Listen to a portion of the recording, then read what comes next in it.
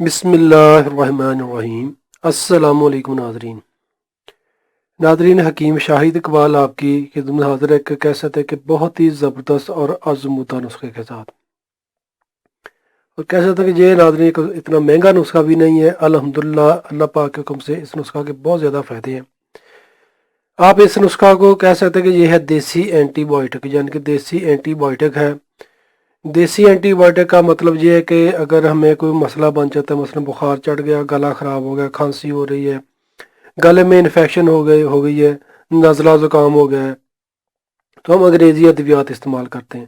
انگریزی ادویات میں کیسے تھے کہ اینٹی بائیوٹک دیتے ہیں، اسٹیرائڈ وغیرہ استعمال کرواتے ہیں، جو کہ مسئلے کو کور کرنے کے لیے دی جاتی ہیں۔ لیکن الحمدللہ ناظرین، یہ صرف 3 چیزیں ہیں، ان تینوں چیزوں کے بہت زیادہ فائدے ہیں۔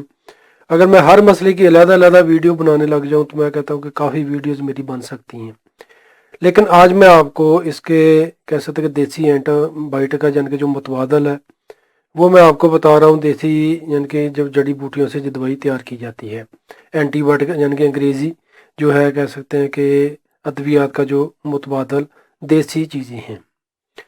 ناظرین، یہ ہے ہلدی، ثابت ہلدی آپ نے لینی ہے۔ ثابت ہلدی بھی آپ کو کسی بھی کریانہ سٹور سے یا دیسی دواخانہ سے آسانی سے مل جائے گی۔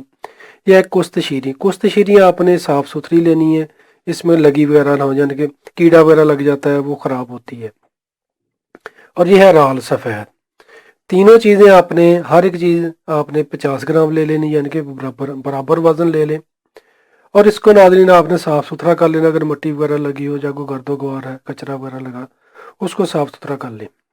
صاف ستھرا کرنے کے بعد آپ نے اس کو اچھے طریقے سے پیس لینا ہے، یعنی کہ میدا کی طرح پاؤڈر کر لینا ہے۔ باریک پیسنے کے بعد آپ نے 500 ملی گرام کے خالی کیپسول، وہ بھی آپ کو کسی بھی دواخانہ سے آسانی کے ساتھ مل جائیں گے۔ خالی کیپسول آپ نے لینے 500 ملی گرام کے خالی کیپسول بن لیں۔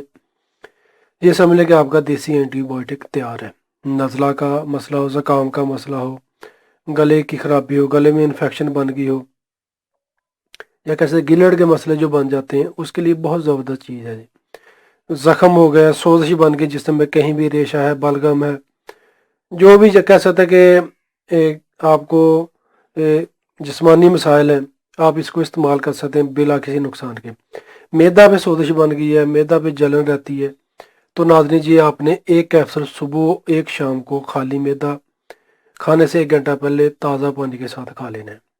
چند دن استعمال سے انشاءاللہ میں کہتا ہوں میدا کا السر وغیرہ، میدا کی جو سوزش ہے وہ بھی ختم ہو جائے گی۔ نزلہ زکام کا مسئلہ ہے وہ بھی انشاءاللہ ٹھیک ہوگا۔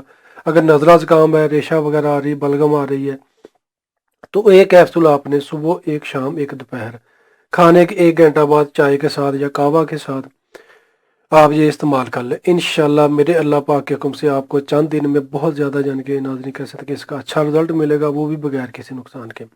کہیں بھی سوزش بن گئی ہے جسم میں، یا خارش ہو رہی ہے، دانے بن رہے ہیں، اس پر بھی آپ یہ نسخہ استعمال کر سکتے ہیں، یعنی کہ اس انفیکشن کو ختم کرنے کے لیے بھی انشاءاللہ ناظرین آپ کو بہت اچھا رزلٹ ملے گا، وہ بھی بغیر کسی نقصان کے۔ شکریہ۔ تو ناظرین آپ یہ دیسی اینٹی بائیوٹک جو نسخہ ہے اس کو ہمیشہ گھر میں تیار کر کے رکھیں۔ میں حکمہ حضرات سے بھی یہی کہوں گا کہ آپ بھی یہ نسخہ اپنے کیسے مطلب میں لازم بنا کر رکھیں، کیونکہ ایسے مریض کافی آتے رہتے ہیں۔ روزمرہ میں استعمال والی یہ چیز اور بے ضرر ہے، اس کا کوئی بھی نقصان نہیں ہے، یعنی کہ اس نسخہ کو آپ اپنے سمجھداری کے مطابق کہیں بھی استعمال کروا سکتے ہیں۔ شکریہ۔ تو ناظرین ویڈیو کو لائک کر کے لازمی شیئر کیجیے گا، دعا میں یاد رکھیے گا۔ السلام علیکم۔